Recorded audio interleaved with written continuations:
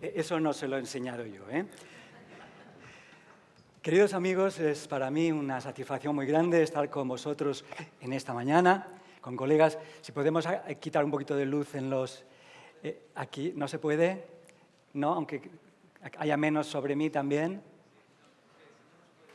De acuerdo. Bien, pues para mí es una satisfacción estar con vosotros en este simposio.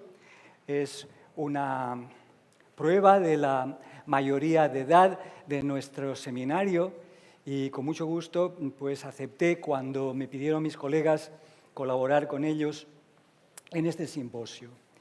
¿De acuerdo? Sí. Vale.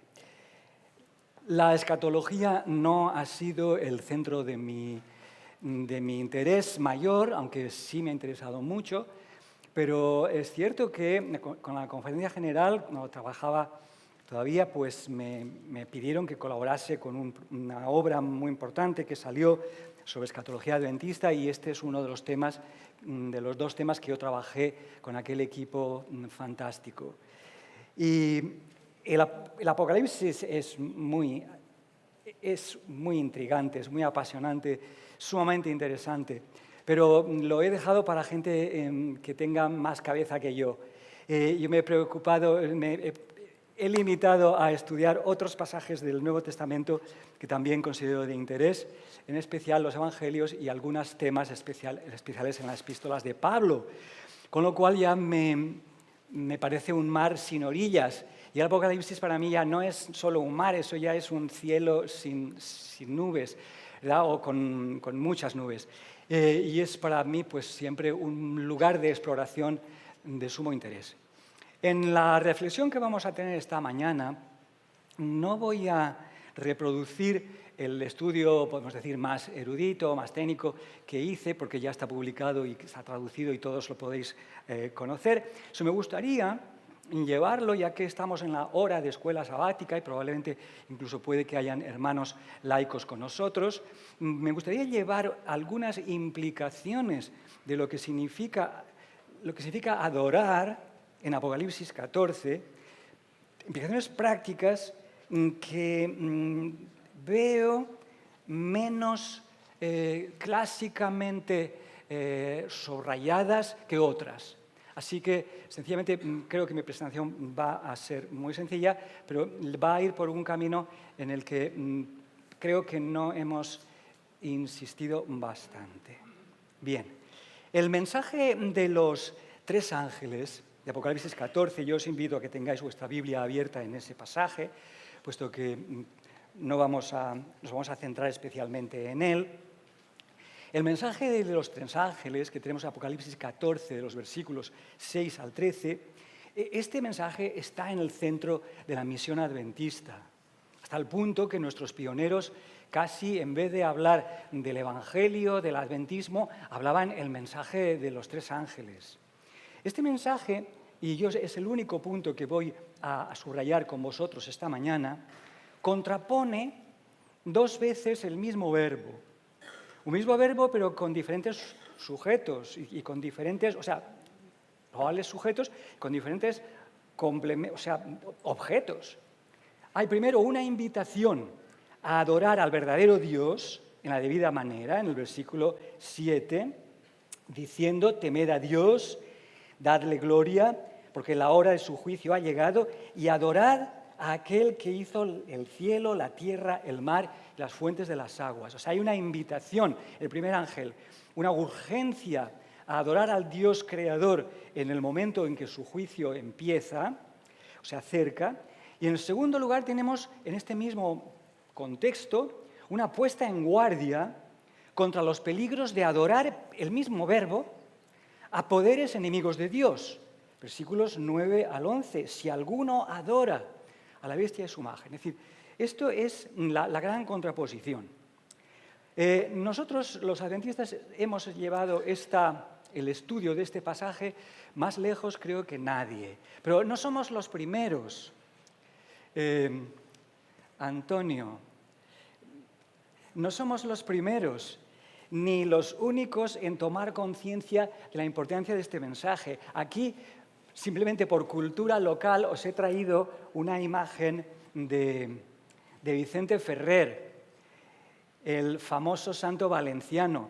En una época de miedo del fin del mundo, Vicente Ferrer vivió en el año 1350 a 1419. En esta época tremenda en que la Iglesia estaba dividida, él llegó a ser confesor y en una época en que había 3 papas, nada menos, o sea, una época en que él mismo estaba perplejo de dónde iba el mundo, ¿verdad?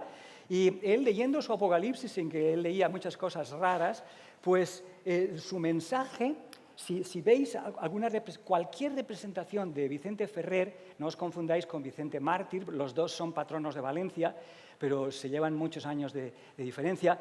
Vicente Ferrer, siempre veréis algo que le aureola y en las imágenes que escriben menos pondrá temete deum, o sea, solo pondrá las 2 primeras palabras de este versículo, pero en otras va a poner el versículo entero, temed a Dios y dadle honra porque la hora de su juicio ha venido.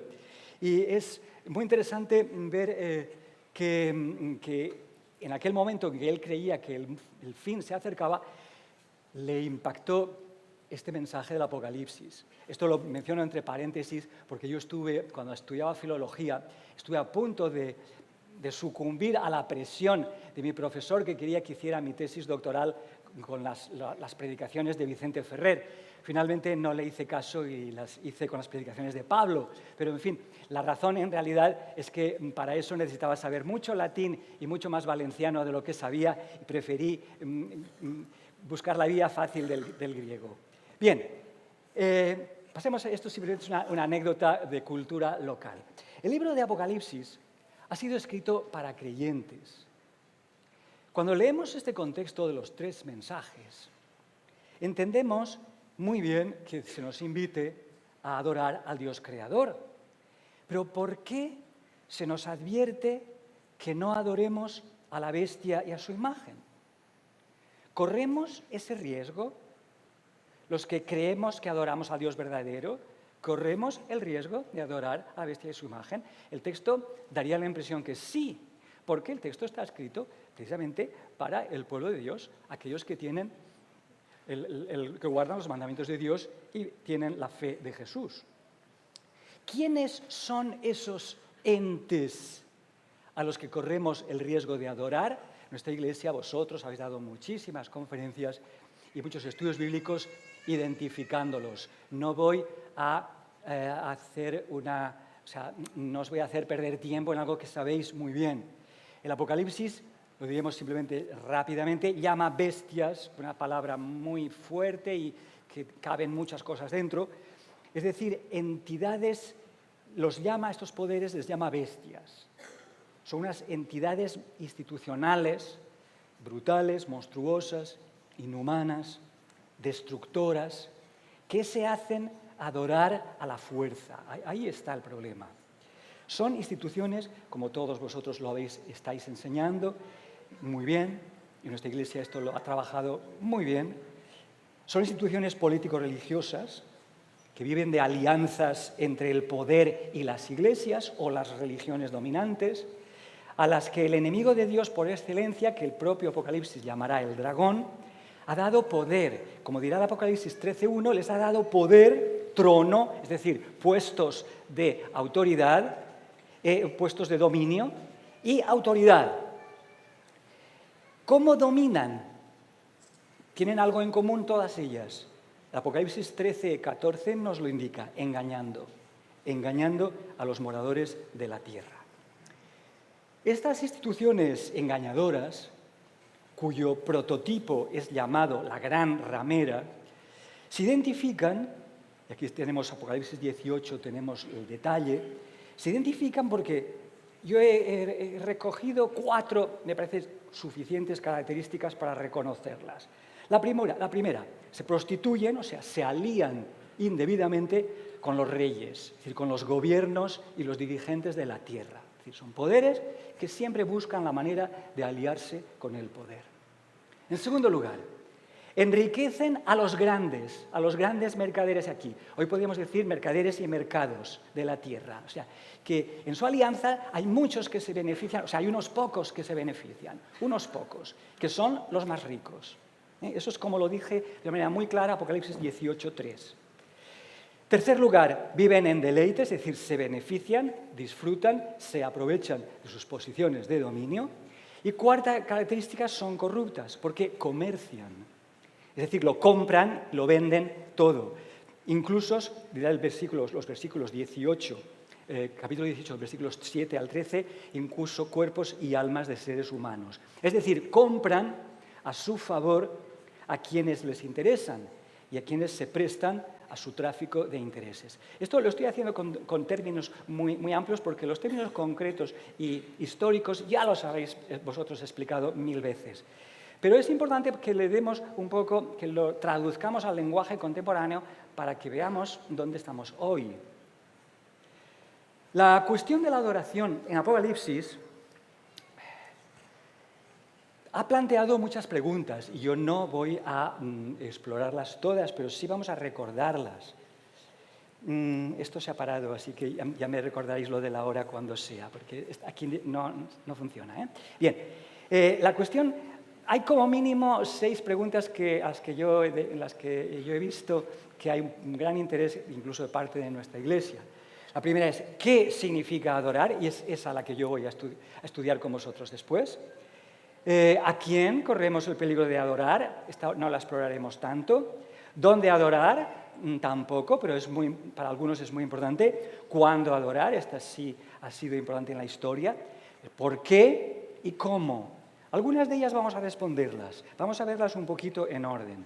La primera, ¿qué significa adorar? Y vamos a ver en primer lugar, esto de adorar a Dios parece que lo entendemos fácilmente, pero ¿cómo podemos nosotros correr el riesgo de adorar a estos poderes? Bestia y su imagen, esos poderes que alían el poder económico, el poder político y el poder religioso. El griego tiene muchas palabras para describir el acto de adorar. Y aquí hay unas más específicas. Estas específicas vamos a recoger aquellas que en la Biblia se usan más. Entre ellas nos destacan el verbo latreuo, y la adoración que se llama de latreía. Esta expresión, estas palabras de esta raíz, significan rendir culto. Este culto se puede rendir a Dios, se utiliza la misma palabra para rendir culto a Dios, Romanos 12:1. ¿Os acordáis este texto tan bonito de Romanos? En que Dios lo que espera es un culto razonable, muy importante. Lógique latreía, es decir, un culto lógico, lo cual quiere decir que hay un culto irracional, pero que se rinde a los poderes de este mundo. Y esta misma palabra se puede aplicar a los ídolos. En realidad, la palabra idolatría precisamente se ha construido en español a partir de esta raíz, idolatría. Esta palabra que se usa también cuando se habla de los diferentes grados de culto que algunas religiones dan a sus imágenes.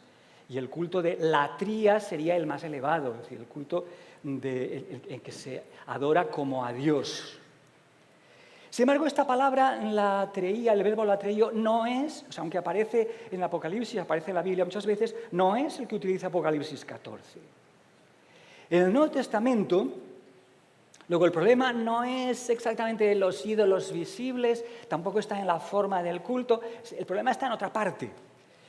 Otro término usado en el Nuevo Testamento para adorar es el verbo leiturgeo y la palabra el sustantivo liturgia o liturgia, que significa en realidad literalmente servicio. Ponerte al servicio de Dios. Cuando nosotros hablamos del servicio divino, utilizamos una palabra muy normal en griego, servicio divino.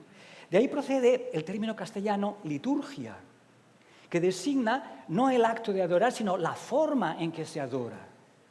La forma que toma el servicio de culto, o el culto público, en cualquier organización religiosa. Vale, hay que pasarle a la siguiente. Vale, estamos aquí. Por ejemplo, este es el tipo de acto al que se refiere Lucas 1:23, cuando nos dice que Zacarías estaba sirviendo en el templo. Pues le tocaba, por la liturgia judía, le tocaba ciertos ritos en ese momento, precisamente cuando él entra en el templo. Bien, muy bien, guarda esta aquí. En el Apocalipsis, aunque el griego tiene tiene otras palabras para describir el acto de adorar, los textos que nos ocupan, es decir, Apocalipsis 14, no va a utilizar ni el verbo latreído, ni el verbo leiturgeo, sino que va a utilizar otro, que es el verbo proskineo. Esto es muy importante porque la selección que hace Juan, que hace la palabra de Dios, de los términos sí que tiene mucha importancia. Porque consistentemente en otras partes se usan otros, pero aquí el problema no es la forma del culto, no es si uno utiliza ídolos o no, es otra cosa. Y eso queda muy claro con este verbo, el verbo proskineo. Este verbo aparece 59 veces en el Nuevo Testamento, de las cuales casi la mitad en el Apocalipsis, 24. Pues tenemos los otros evangelios que lo utilizan más, son Juan, que tiene 11 veces, y 9 en Mateo. Vamos a ver qué significa adorar. ¿Qué significa el verbo proskineo? Esto es importante para que lo tengamos, para poder entender el resto de nuestro mensaje de esta mañana. Este término está compuesto, para los que habéis hecho griego, espero que algunos de los que hayan hecho griego conmigo todavía se acuerden, la preposición pros, o sea, hay un prefijo, este verbo, que es la preposición pros, que significa hacia, en dirección a, y la raíz kunein, que es una raíz curiosa porque significa besar, pero que también es la misma raíz que la palabra perro. Nos parece muy raro, pero en fin, así es. Es la misma raíz que encontramos en la palabra kionkinos, que es el perro. Proskineo, entonces, los expertos explican y demuestran que significaba originalmente, en primer lugar, inclinarse a besar los pies, o sea, para inclinarse a besar para rendir homenaje. Pero la idea es la de postrarse ante alguien en signo de vasallaje o de sumisión, como el perro se somete al dueño. No es muy bonita esta palabra, como el perro, por lo menos en castellano, como el perro se somete al dueño.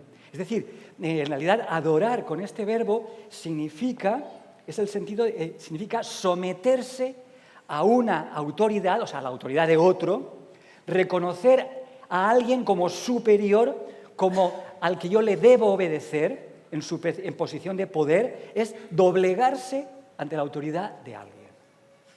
Es decir, el Apocalipsis te dice, cuidado, doblégate ante el Dios creador, pero cuidado, corres el riesgo de doblegarte ante la autoridad de otros. Y esta es la puesta en guardia que me gustaría que hoy nosotros tomásemos nota. Proskineo, creo que es fácil de recordar, es a inclinarse a besar como el perro que olfatea cuando se acerca a alguien y te mete el hocico. Es decir, es esta la acción de doblegarse, de reconocer al otro como amo, como señor. Aquí he encontrado incluso unas fotos de este perrito que se aplasta en el suelo ante los caprichos de su dueña. Y también aquí tenemos una imagen que he encontrado que nos resulta un poco fuerte, grotesca, de alguien que se inclina a besar los pies. Pero esto incluso en el lenguaje castellano, lo de besar sus pies, todavía sigue. Luego es que en realidad esto ha existido y sigue existiendo entre algunas jerarquías de ciertas religiones. En Apocalipsis 14, pues el único verbo para hablar de adorar es es proskineo, someterse completamente a alguien, doblegarse al capricho o a la voluntad o a la autoridad de alguien. ¿Qué significa, o sea, qué implica esta adoración? La adoración de proskinesis, como también aparece esta palabra en el Nuevo Testamento. La mayoría de las veces, proskineo se usa porque la Biblia traducida en griego lo utilizan también mucho este verbo. En la traducción de los 70 se utiliza este verbo para la adoración que debemos a Dios, que es nuestra sumisión plena a Dios, el depender de su voluntad como Señor supremo, ahí cuando se quiere hablar de adorar a Dios como ser supremo, normalmente siempre aparece proskineo. Pero también se utiliza para el acto de inclinarse a alguien al que uno se rinde a la voluntad de ese ser. Es decir, hace lo que debería hacer para Dios. Hay seres humanos que también lo hacen con otros seres humanos. Adorar en el Nuevo Testamento, cuando el Nuevo Testamento utiliza proskineo, el objeto de culto es siempre, acertadamente o no, tratado como divino. Es decir, en el Nuevo Testamento deja muy claro que solo Dios es digno de proskinesis. O sea, solo Dios es digno de ser adorado así. Solo la majestad divina merece ser adorada de esta manera. Y lo vamos a ver en algunos textos muy interesantes. Si tomáis, aquí he recogido algunos de los textos del Apocalipsis para que veáis lo que quiero decir. La adoración, ahora ya vamos directamente al Apocalipsis. Primero, el primer punto es la adoración. ¿Seguimos? Siguiente. Vale, es la adoración rendida a Dios en el cielo. Cuando vemos los pasajes de Apocalipsis en que los seres celestes, los ancianos, los cuatro, etc., se prosternan ante Dios, es siempre esto, es la adoración suprema que se rinde en el cielo a Dios. Tenéis en el primer punto varios versículos en los que se ejemplifica. Segundo lugar, los ángeles rechazan ser adorados de esa manera. Cuando Juan se quiere prosternar ante el ángel, no quieren, no aceptan. Luego está muy claro que esta adoración ellos solo la reservan a Dios. O sea, los ángeles rechazan ser adorados de esta manera tan sumisa o tan servil. Tercer lugar, es la adoración que rinden a Dios los verdaderos adoradores. Cuando se habla de los adoradores de Dios, entonces estos adoran a Dios de esta manera. Pero también, queridos amigos, y aquí tenemos un montón de referencias, en el punto 4, también es la adoración rendida al dragón, a la bestia, a su imagen, por sus adoradores. Y ahí tenemos muchos versículos. O sea, el Apocalipsis nos pone en guardia contra este tipo de adoración porque, en efecto, la mayoría de los seres humanos rinden este tipo de culto no a Dios, sino a otras criaturas o a otras entidades. Mi pregunta es, ¿corremos nosotros ese riesgo? ¿Es posible? Adoras, o sea, dicho de manera popular, adoras, o sea, aquello ante lo que te sometes completamente. Esta foto, con todo el respeto que me merecen, el acto de posternarse que es practicado para la oración habitual en el Islam además significa sumisión, o sea que esto es perfectamente una ilustración gráfica de lo que esta palabra significaba en su origen y hasta hoy. Y como lo entienden muchísimos millones de seres humanos, porque sabemos que el Islam es la religión segunda en el mundo. Y bueno, la primera, si quisiéramos darle el título de una denominación.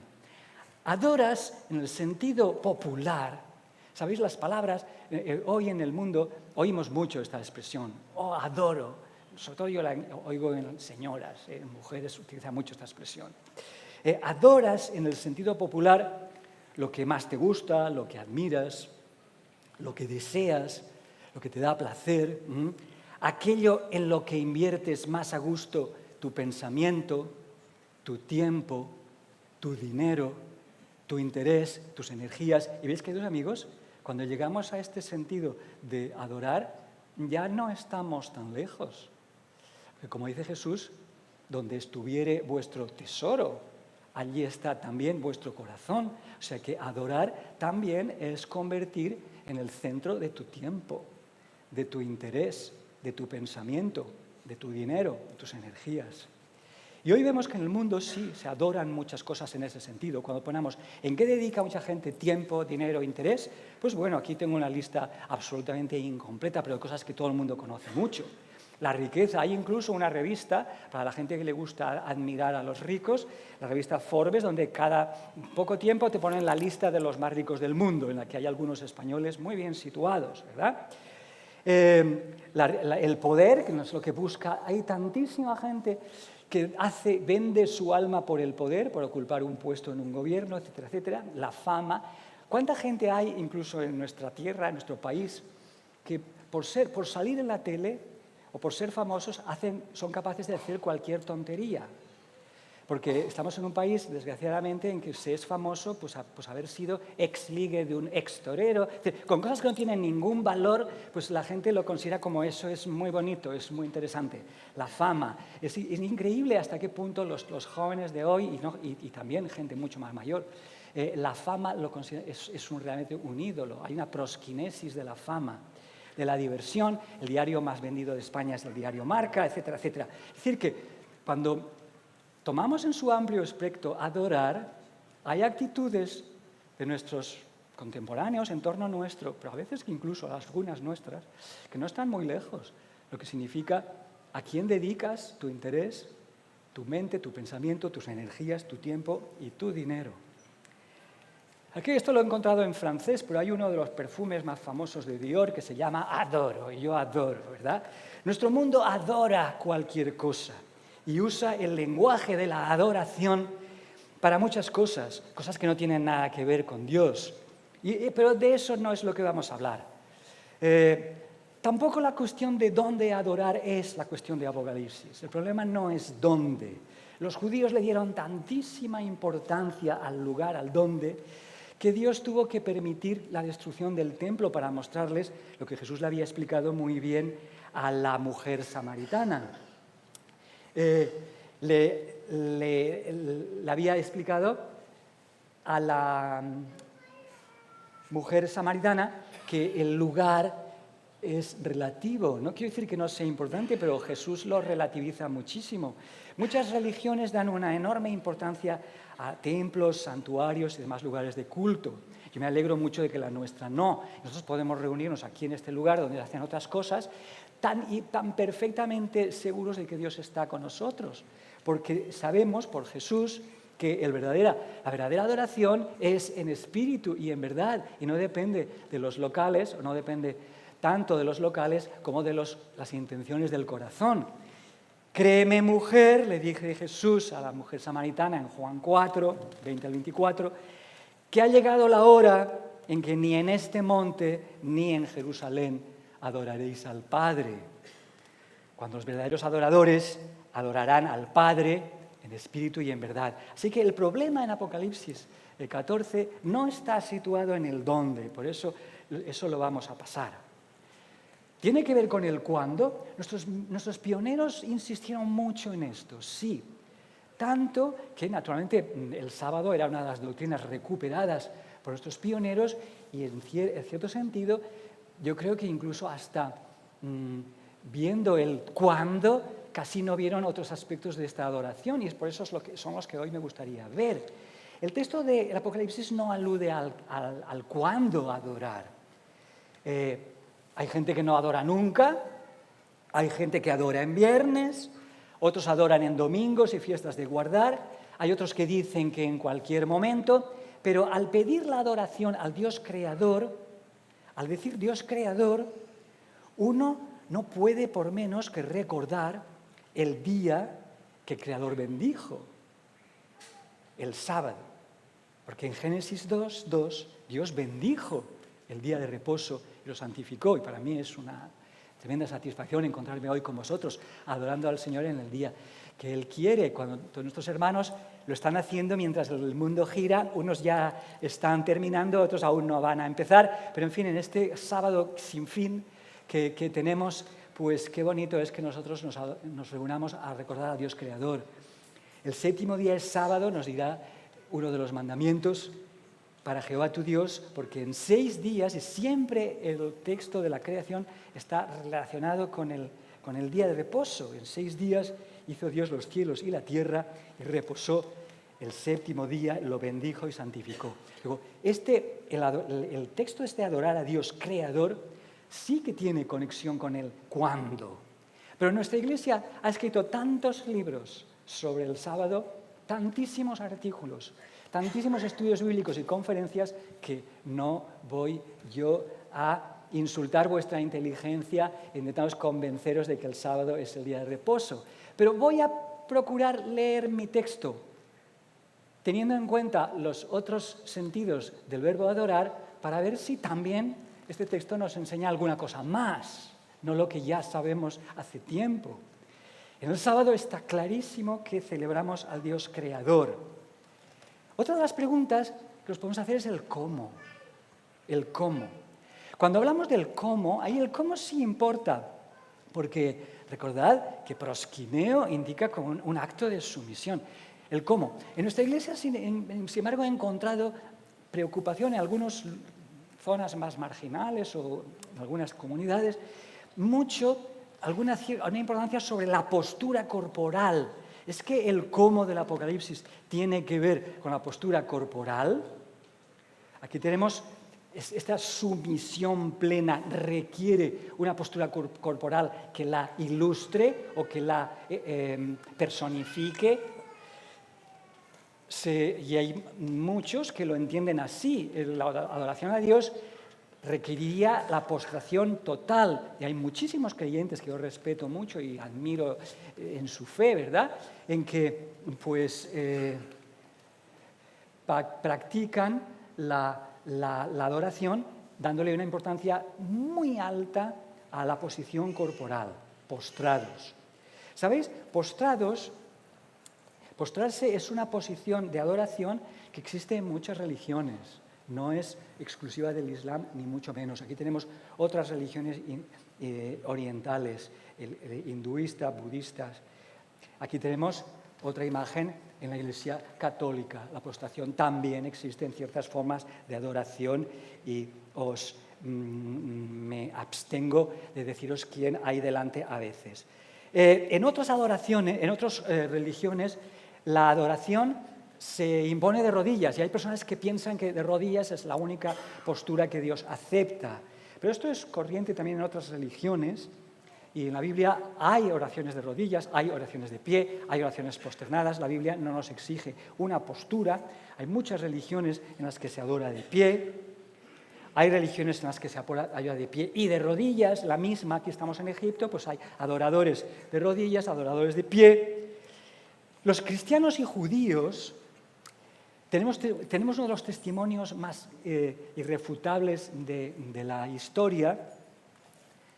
Sí, vale. Gracias. Este graffiti, esa costumbre que tienen algunos jóvenes, y me imagino que no tan jóvenes, de ensuciar las paredes, pintando mamarrachos, es muy antigua. Y en el tiempo de los romanos, aquí hay un guardia que ha estado haciendo esto en un momento en que la ciudad se incendió. Y tenemos, este graffiti ha estado oculto en Roma desde entonces hasta hace muy poco. Y es muy curioso porque ya en el año 70 se ridiculiza a alguien, un soldadito o alguien, no se sabe quién, ha dibujado a un asno crucificado, que era una de las ideas que circulaba ante el Imperio Romano para describir la religión cristiana, para burlarse de ella, y lo dibuja adorando, simplemente de pie, levantando la mano hacia él, que era la manera en que él veía en que los cristianos adoraban. Luego, los judíos y cristianos solían adorar de pie en público, en privado cada uno, pues hacía normalmente puestos de rodillas. Vemos que se dice que Daniel oraba en casa, o sea, la posición personal la Biblia no impone ninguna. Hoy todavía los judíos siguen orando de pie en público. Aquí los tenemos, si los veis, los podéis ver ante el muro de los lamentos. Por si alguien se nos duerme, aquí he puesto una foto ahora de humorística, la siguiente.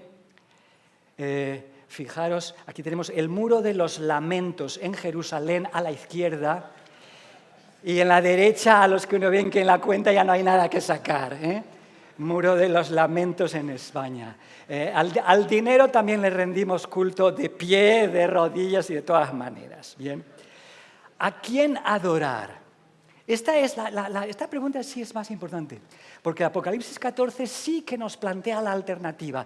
¿Estás adorando a Dios? O sea, tu proskinesis, tu sumisión total, ¿va a Dios o te sometes a otros? Esta es la cuestión de Apocalipsis 14 y por eso nos vamos a centrar en ella. El texto indica claramente a quién debemos adorar. Adorar a aquel que hizo el cielo y y la tierra, el mar y las fuentes de las aguas. Dios, aquí en este pasaje, como creador y juez, porque la hora de su juicio ha llegado, es decir, al Dios supremo que está en el principio, creador, pero también está al final de nuestra vida. Como nos estaba recordando Nelson hace poco, en el desafío de Pascal, le pari de Pascal, o sea, este Dios también está al final, o sea, no solo al principio. Entonces, esto está muy claro, es el Dios creador. Por eso este texto, todo este pasaje de Apocalipsis, nuestra Iglesia se ha tomado muy en serio como que una de las misiones de nuestra Iglesia es luchar contra la teoría de la evolución y pues formar a nuestros jóvenes y a nuestros miembros de Iglesia con una idea bien clara de la creación.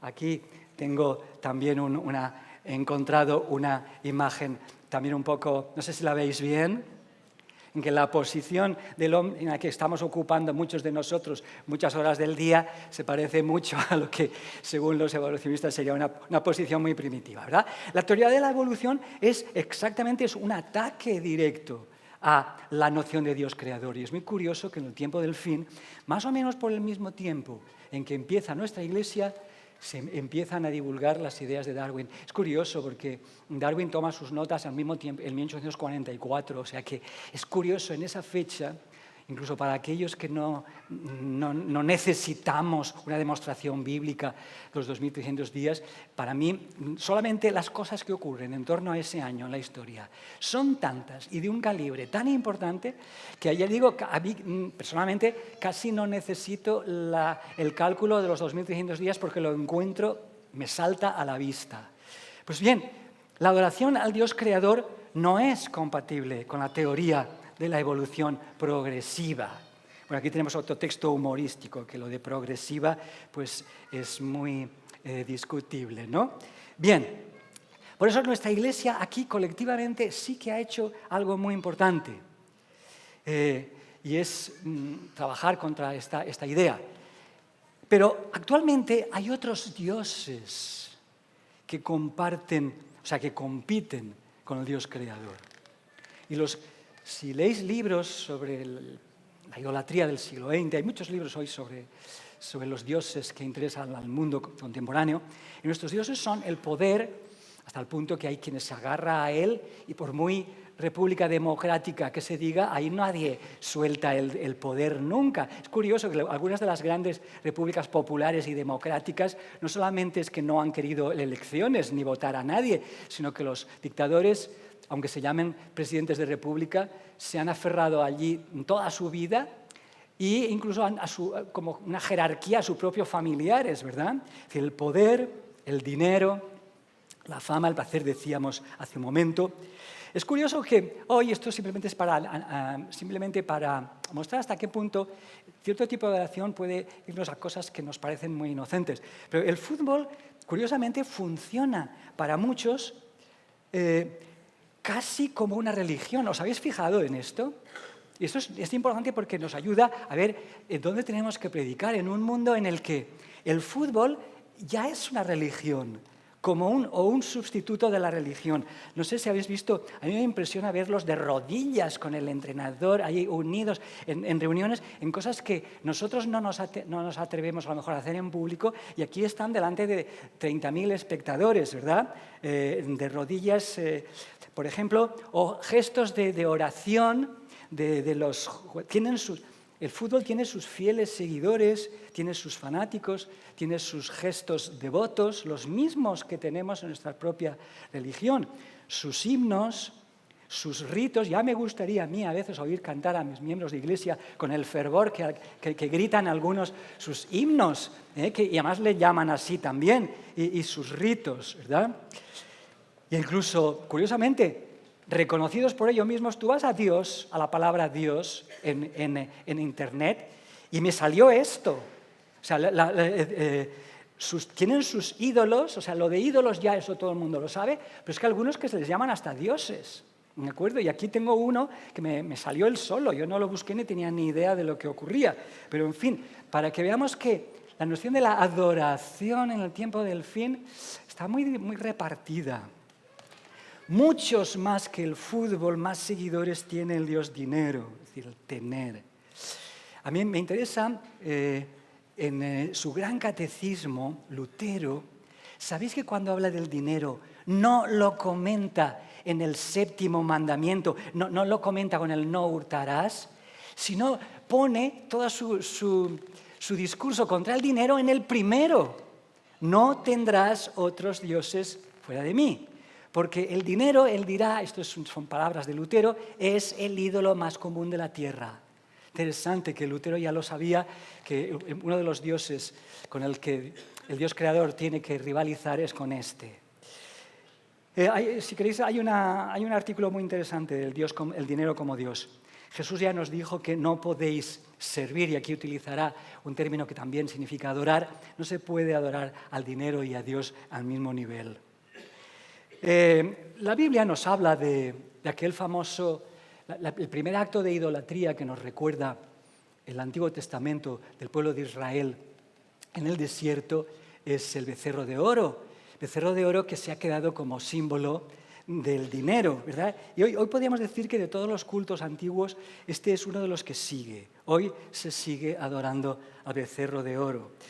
Simplemente poner la noción de dinero, Dios, me encontré miles de ilustraciones en Internet sobre el Dios como dinero, como es algo que todo el mundo lo ve clarísimo. Aquí tengo un billete de $1, el siguiente, en el que es totalmente exacto como un billete real, solo hay una letra que cambia, no sé si vosotros llegáis a verla. El dinero es un Dios al que muchos adoran.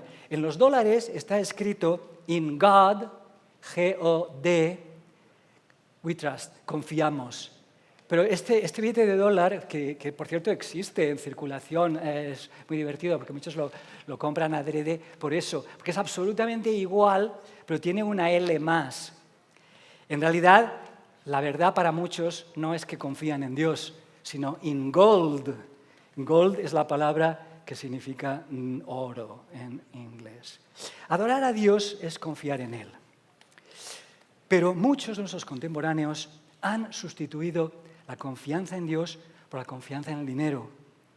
Pólizas de seguros, cuentas bancarias, acciones, bolsas. El dinero es quien nos da seguridad, a quien nos confiamos el futuro. ¿Seguimos? El dinero, queridos amigos, no siempre es un don de Dios. Claro que Dios puede darlo, no tengo el menor inconveniente en aceptarlo, pero cuidado en confundir que cualquier dinero o todo dinero es un don de Dios. Eso sería justificar lo que en este momento en España estamos ya hartos de ver. Que el dinero de don de Dios nada. Es a menudo el fruto del robo en alguna de sus múltiples formas, mucho más elegantes, de decirlo, de abusos, de estafas, de explotación, etcétera, etcétera. Hoy es dinero es un Dios muy contaminado. Es muy curioso que las funciones... Hay un estudio que me interesó mucho. Las funciones que los creyentes esperamos de Dios, muchos, las mismas, las esperan del dinero. Por ejemplo, da seguridad, garantía en el futuro, es todopoderoso, poderoso caballero, es don dinero, dirían ya en la época del siglo de oro español. Es omnipresente, donde quiera que vayas, todas las propagandas que te hacen de tarjetas es que lo vas a encontrar en cualquier sitio. Tu dinero, vas a un cajero, tu dinero está allí, está en todas partes. No hay nada que no se puede conseguir sin él. El dinero también hoy es invisible, una firmita o un código de barras, o sea, es invisible. El dinero es creador. En el capitalismo financiero en el que estamos viviendo, el dinero ya no se usa solo como medio de crear riqueza, sino sobre todo para producir más dinero. Es decir, especular, los que tienen mucho dinero. Hace un momento mencionábamos la revista Forbes y los multimillonarios, algunos españoles. Especular les resulta muchísimo más rentable que invertir. Por eso la pequeña empresa no consigue créditos, la gente que no puede pagar sus pisos se tiene que ir a la calle, pero el dinero sí que lo hay muchísimos, se han dado tantísimos miles de millones a las bancas españolas, pero lo están invirtiendo en otras cosas. Es decir, el dinero es mucho más especular, muchísimo más rentable que prestar. Cuando el dinero es el último punto de referencia, se puede hablar de él, como hablamos en filosofía, de el ser necesario, que es el término más clásico en filosofía para definir a Dios. Y está claro que en la vida cotidiana, pues el ser necesario para muchos es el dinero. La alternativa de Apocalipsis, queridos amigos, es muy radical, porque solo hay A o B. Es adorar al Dios creador, es curioso porque siempre es creador, o someterse a los poderes de este mundo que actúan como dioses. Someterse a los poderes de este mundo que actúan como dioses. Los sean o no, los reconozcamos o no, eso es otro asunto. Actúan como dioses. Y llegamos aquí a la parte práctica, estoy terminando ya. ¿Qué preguntas? Voy a hacer aquí unas cuantas preguntas e implicaciones prácticas para que vosotros en vuestras iglesias o con vuestros hermanos dialoguéis. Ya que la destrucción de la tierra anuncia y sin duda acelera el fin del mundo, a veces me he ocupado esto. ¿Qué es más cristiano? ¿Proteger la creación? ¿Qué sería más cristiano? El mundo se está destruyendo, se degrada. Entonces, ¿qué es más cristiano? ¿Qué es más adventista? Nosotros estamos esperando y deseando la venida de Jesús. ¿Qué es más adventista? ¿Acelerar la destrucción del mundo para que Cristo venga antes o proteger la creación? Es una pregunta en la que yo he encontrado respuestas clarísimas. Aquí no voy a hacerlo porque no quiero entrar en polémica. Pero en algunos lugares donde esto me ocurrió 2 o 3 veces, tuve la imprudencia de hacer esta pregunta en público, pues había un montón de manos que naturalmente lo que podemos hacer, que está en nuestra mano, que es muy fácil, porque tirar botellas por el suelo y tirar papeles plásticos al mar, esto es tan fácil de hacer, pero sobre todo cuando te convences de que estás acelerando la venida de Jesús, ¿no? O sea, cuando el levantamiento de manos sea tan masivo diciéndome que lo adventista es destruir el mundo, naturalmente así el Señor viene antes, pues mirad qué misión más bonita, ¿eh? Qué testimonio más maravilloso. Eso va a convencer a toda la gente de buena voluntad de esta tierra. La gente que se esfuerza para que los niños no tienen papeles. Con ese argumento los vais a convencer. Que tire lo que quiera, basura. El mundo se acaba, ¿eh? Esto muchos de vuestros hermanos en vuestras iglesias responden así porque me lo han respondido a mí. O sea que es importante que vosotros hoy, a la luz de Apocalipsis 14, reflexionemos a ver si no podríamos a lo mejor educarlos un poquito en algo más bíblico. Nuestra iglesia ha desarrollado, tiene todo un departamento, Antonio,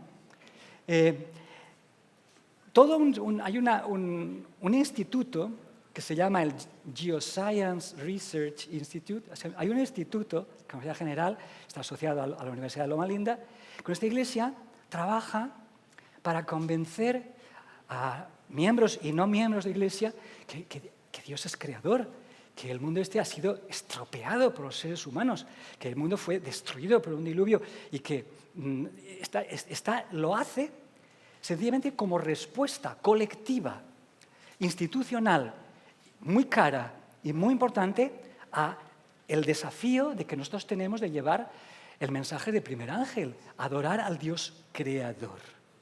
Nuestra iglesia lo hace. En España, yo quiero felicitar aquí públicamente a este grupo que es muy poco numeroso, pero que yo admiro con muchísimo, que es el grupo Naturalia. Yo los felicito por la tarea educativa que hacen, llevándose pues, a una veintena de personas a anidar aves, cosas así. Seguid adelante con vuestro empeño. Aquí tenemos, en la foto no lo veis bien, pero aquí tenemos a nuestro querido hermano. Todos vais a recordar quién es. ¿No lo veis por allí? Entusiasta de la naturaleza, con una voz parecida y una emoción a la de Félix Rodríguez de la Fuente cuando habla de naturaleza. Sí, exactamente. Yo rindo homenaje a todas estas personas que han querido sensibilizar a nuestros miembros de iglesia, no a acelerar la venida de Cristo contaminando más, sino a proteger la naturaleza que Dios creó como acto de adoración al Creador. Entonces, primera implicación. Voy aquí a hacer unas cuantas, yo os las propongo, son mías, nada más, podéis hacer de ellas lo que queráis. Mi única finalidad esta mañana es haceros reflexionar. Primera implicación. Primera, adorar al Creador implica respetar la creación. Porque no me podéis convencer de ninguna manera. ¿Habéis visto una exposición de cuadros aquí fuera? ¿La habéis visto al entrar? ¿Habéis visto que la hay, verdad? Bien, yo tengo mucha simpatía por estas personas que pintan aquí, porque yo mismo soy alumno de la institución que aquí da clases y se reúne, que es la Universidad Popular, en la que yo también estoy aprendiendo a pintar, a la vejez. Esto de este Dios creador me resulta tan intrigante como crear un color, una forma, es algo fascinante. Pues bueno, no se puede honrar a un artista si no protege su obra. Imaginaos que la manera que tenéis de adorar al Creador es tirarles zarpazos de barro a sus cuadros. No se puede honrar el genio de Velázquez o de Sorolla, de cualquier pintor, si su obra no la cuidas. ¿Cómo podemos pretender adorar al Creador destruyendo la creación? El Apocalipsis nos lo dice muy claro. Unos protegen la creación, otros destruyen la tierra. Es interesante que Dios no se pone del lado de los que destruyen para ayudarle a terminar pronto, a acabar con el mundo. Curiosamente, en el Apocalipsis, precisamente, el Apocalipsis que nos habla de la cercanía de la venida, que nos habla precisamente la única amenaza de muerte o la amenaza de muerte más clara que existe está contra los que destruyen la tierra. Bien, vengo a destruir a los que destruyen la tierra. Queridos amigos, ¿no creéis que deberíamos, en nuestras iglesias, sensibilizar un poquito más a nuestros miembros para que entiendan que adorar al Creador no es solamente guardar el sábado, es también respetar la creación? No adora al Creador, no, anterior, no, esto, sí, no sé si lo veis bien, es basura que contamina un parque. No adora al Creador quien no respeta su obra. Luego, cuidado, porque puede que, sí, el sábado vas a la iglesia, pero en el fondo, para este Dios que te ve, ¿qué haces con tus basuras? A lo mejor no lo estás adorando como Él quisiera. No adora al Creador quien no respeta su obra. Implicación número 2.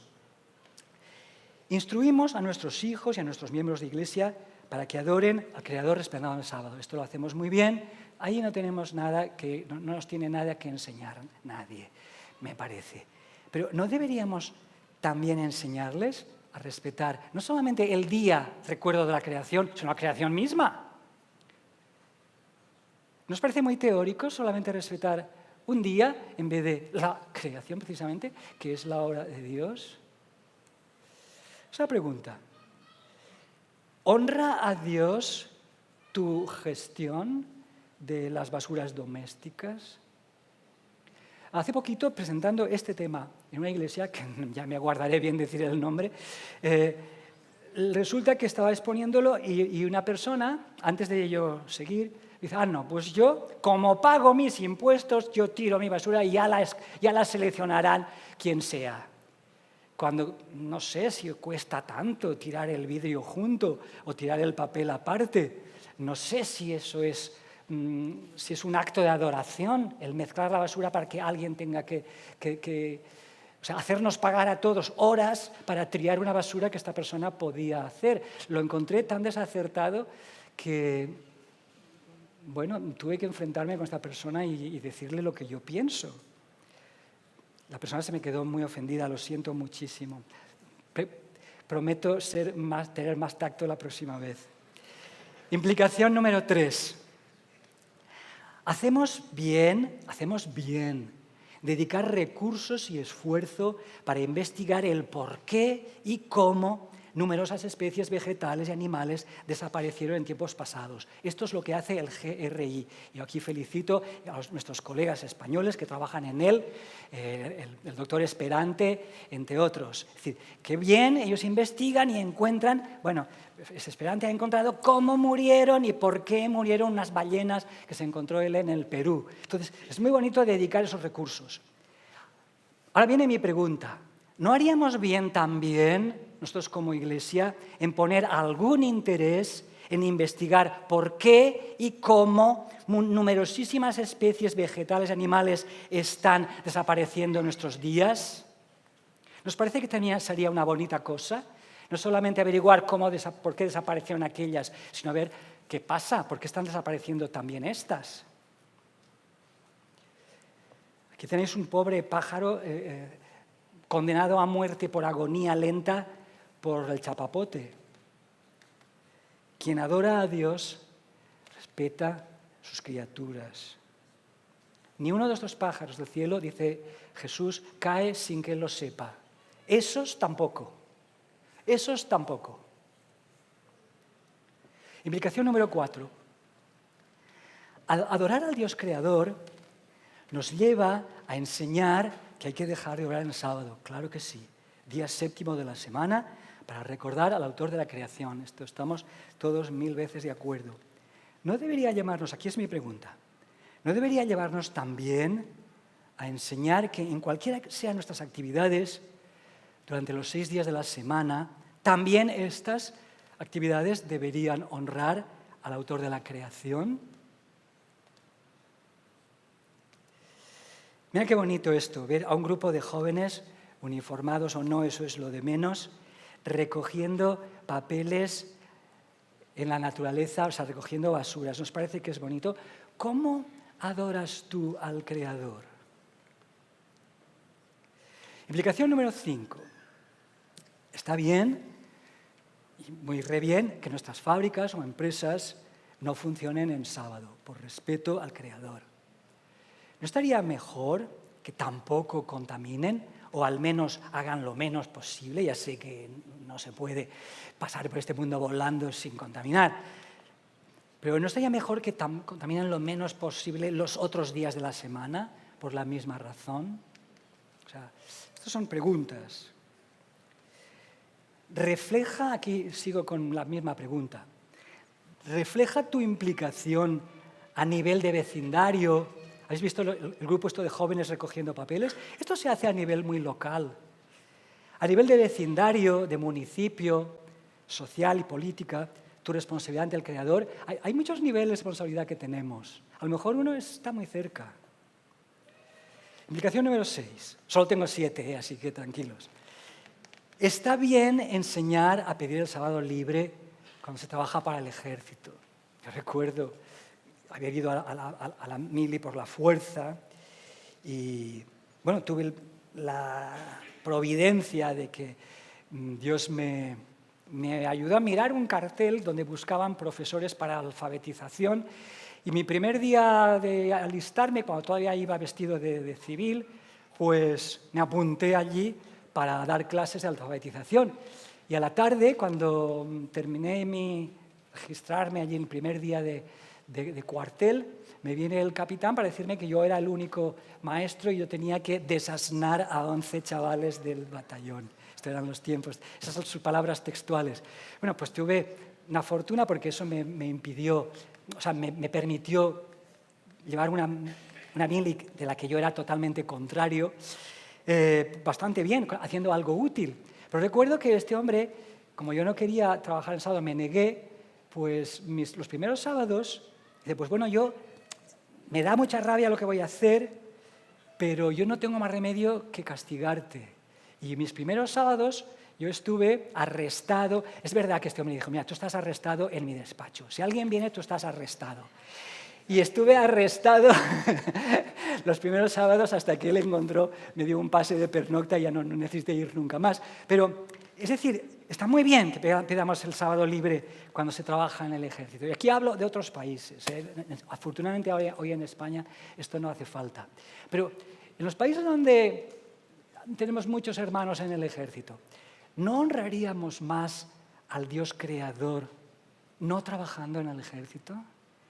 Responsable de tanta destrucción de la obra del Creador, empezando por vidas humanas. Es que el respeto al Dios Creador no tenía que ser ya una toma de conciencia en que hay ciertas profesiones o carreras o instituciones en las que yo no me enrolo. Esa es una pregunta. Aquí hay tanto donde escoger que casi he puesto la primera que he encontrado del resultado 1 minuto después de una bomba en una ciudad muy cerca de aquí, el Medio Oriente. Es tan terrible el que alguien pueda estar indirectamente trabajando en algo que destroza lo más maravilloso de la creación de Dios, que es el ser humano. La última implicación 7. Y esta es, aquí ya quiero que me entendáis bien, porque esta no es políticamente correcta.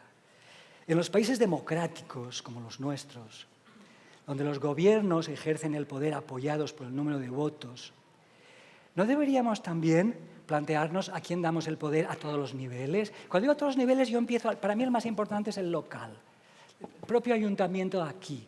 Es decir, si no tomamos decisiones en este sentido, no corremos el riesgo de que nuestro voto vaya a dar más, o sea, adorar, es decir, adorar en el sentido de someternos, adorar en el sentido de doblegarme, obedecer a quien no debemos, manteniendo en el poder a aliados de algunas de las bestias, dándoles alas en sus planes contrarios a Dios, a la vez que contribuimos a dar más dinero a los más ricos o más poder a los más poderosos. Ya sé que esta no es políticamente correcta, pero voy a ilustrarla con una ilustración muy sencilla, en la que voy a hablar solamente de mi caso de aquí ahora. No estoy hablando de partidos ni a nivel... Estoy hablando a nivel localísimo.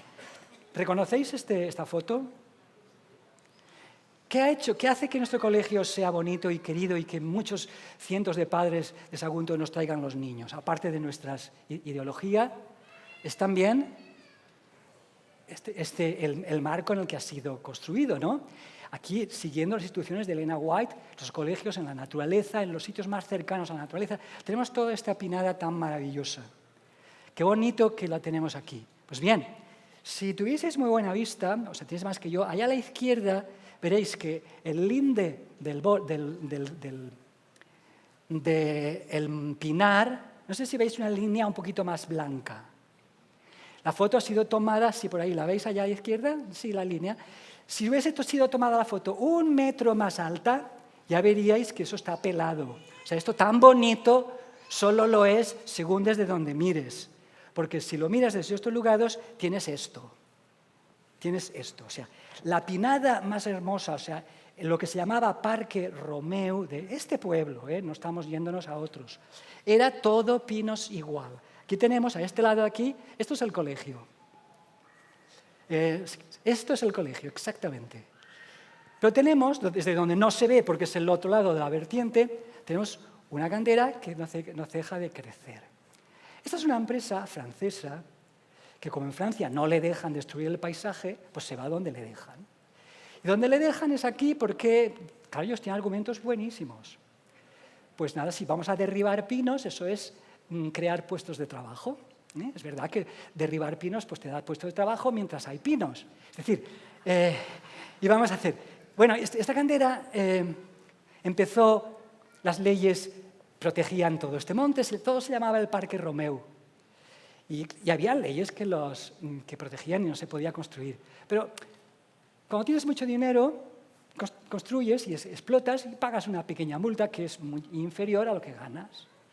Y cuando te vuelven a multar o te vuelven a sacar otras leyes, pues sigues haciéndolo. Y así vas creciendo. Y ahora, por ejemplo, en este propio momento, pues ahí la voluntad de esta cantera es, ya está solicitado del gobierno, del ayuntamiento, que lo que queda de bosque de detrás también se va a ampliar. Entonces, ¿creéis? Como cristianos, nuestro deber es abstenernos. ¿O podíamos proteger a nuestros estudiantes diciendo, mira, nos vamos a asociar con aquellos que no votan en favor de esto? Hay grupos ecologistas, no son políticos. Hay grupos de todas clases que quieren defender pues el respirar que nuestros hijos entiendan lo que es una pinada o un monte alguna vez. ¿Sería esta una implicación posible? Ponernos de aquellos que ayudan a que una empresa multinacional, además extranjera, que tiene un solo propietario, se enriquezca a costa de destruir nuestro paisaje? ¿O sería a lo mejor un gesto, a lo mejor inútil, pero bonito ante Dios, que dijimos, Señor, queremos defender esto. Un voto que a lo mejor no tiene valor o tiene peso, pero por lo menos lo dejemos en la balanza de los ecologistas, de los idealistas que hay todavía en este mundo que quisieran tener algo de naturaleza. Este es el dilema que tengo yo en este momento, en este pueblo, para simplemente mostraros que a lo mejor a todos los niveles todos podemos plantearnos preguntas de qué sería adorar a un Dios creador. Públicamente ante mis vecinos, hay asociaciones de vecinos que se unen a favor o en contra de esto. Ante mis vecinos, ¿no creéis que hay un testimonio de que la te pones? ¿No creéis que son tontos? ¿Que no lo ven? ¿Y saben de qué lado estás? Pues bueno, esto probablemente no tiene más importancia más que para mí, pero en fin, he querido daros un ejemplo personal para que pues podáis hacer reflexionar en vuestras iglesias qué estamos haciendo. Aquel que adora a la bestia a su imagen, o aquel adorar al Dios creador. Mi pregunta, sencillamente, es la última y hasta aquí. Es la que yo os invito a que planteéis a vuestros hermanos, vuestra miembro de iglesia, y os planteéis vosotros. ¿A quién adoras tú realmente en la vida cotidiana? Es decir, en aquello en que ni te das cuenta. Que Dios os bendiga y os ayude a sacar de la Biblia todas las lecciones que ésta tiene para hoy. Que Dios os bendiga hasta que el Señor regrese y podamos, pues bueno, ver restaurada en su belleza primigenia la zona del Monte Romeu. Dios os bendiga. Feliz sábado.